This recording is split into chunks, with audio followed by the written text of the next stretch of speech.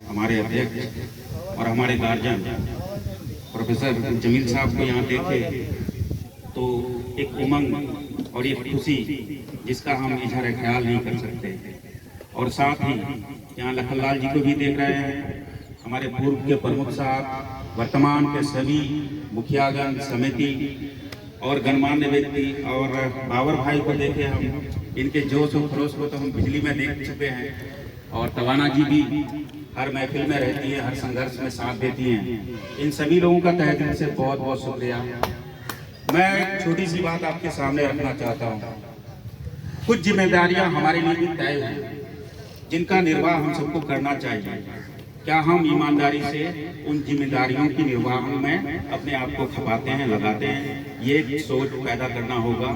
और विशेषकर मैं युवाओं से, क्योंकि वक्त जिस तेजी से गुजर रहा है, आपको खड़ा होना होगा।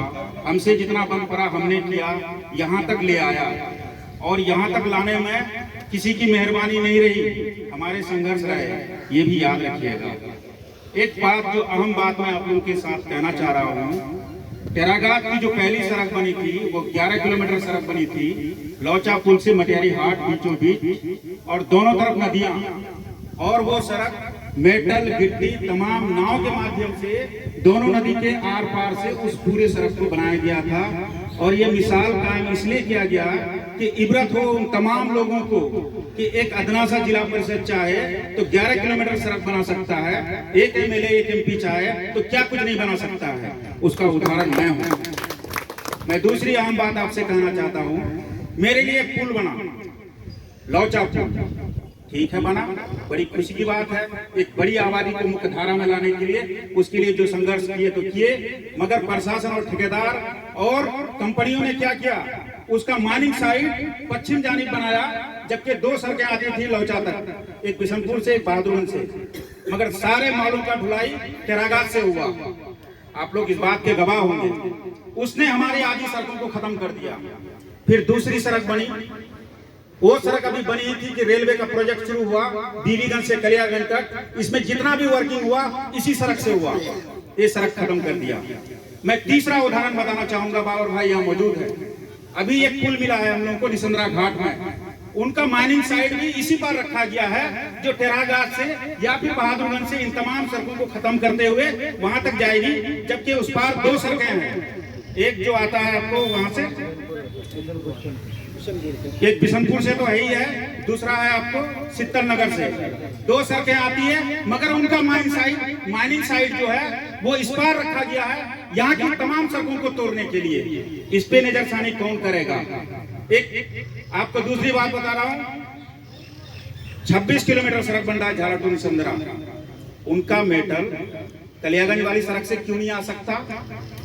उन सड़कों के बड़े बड़े गड्ढे, वो ट्रक भी डूब रहे हैं उसमें, फिर भी वो ठेकेदार रुकने वाला नहीं, मानने वाला नहीं। मैं हाथ जोड़ता हूँ, इतना ओवरलोडिंग मत ले जाओ, ये कुछ भी बचा हुआ है जो मेरी बाइकें जा रही है ये भी कल को नहीं जाएगा, आप ऐसा मत करो। कोई सुनवाई नहीं होता, प्रशासन कोई देखता नहीं। अभी डीएम साहब ने लेटर दिया है ओवरलोडिंग के बारे में, तमाम सीओ को, तमाम थानेदार को, आपने देखा इनको किसी ट्रक को चेक करते हुए? ये भी नजरसानी हम लोगों को करना पड़ेगा कि इस टेरागात के साथ इस तरह का सौतेलापन क्यों होता है, इन्हीं के साथ सारा जुल्म क्यों होता है, ये असल विचार करने की जरूरत है। और दूसरी जो अहम बात है जो आप लोगों के सामने मैं रखना चाहूंगा वो ये है कि रैली हो 6 तारीख को, बड़े तादाद में हो, मगर मुनज़्ज़म तरीके से हो, एक दायरा फिक्स हो, एक डिसिप्लिन हो, किसी को कोई तकलीफ ना हो, हुल्लड़बाजी ना हो, और जो हमारे बुजुर्ग यहाँ तय करेंगे उन्हीं के मार्गदर्शन में 1 इंच भी आगे पीछे ना हो, ये बहुत जरूरी है।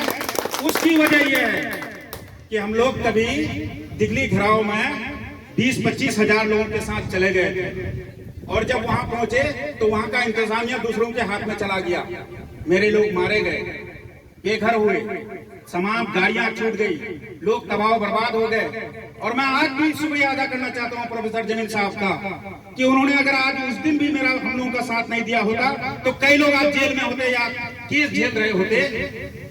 ये उसका मैं गवाह हूँ। मेरी भी गाड़ी वहां छूटी थी, मैं नहीं पाया। उस जमाने में बड़ी बात हुआ करती थी किसी के पास बाइक होना, वो 11-12 बाइक को आज तक पता नहीं चला वो कहां चला गया।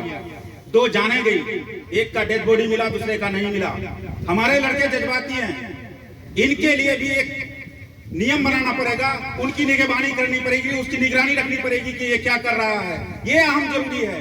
रैली ले जाना बहुत जरूरी है, सरकार को झुकाना ये भी जरूरी है, मगर ये मिसाल कायम करना होगा किसानों के तरह कि हम अपने लीड से हटेंगे नहीं, हम अपने सिद्धांत से हटेंगे नहीं, हम रास्ते में किसी को परेशान नहीं करेंगे, हम अपने रहबर को मानेंगे, उसके हुक्म के तायीद करेंगे और उसके मुताबिक चलेंगे। कल को वहां अपना मन से फैसला कर लेते हैं लोग, उस पूरे वेब का इस्तेमाल दूसरे तरफ कर लेते हैं, उसका नुकसान होता है। इस बात का बहुत ख्याल रखने की जरूरत है। मैं अपनी बातों को यही खत्म करता हूँ। शुक्रिया, धन्यवाद।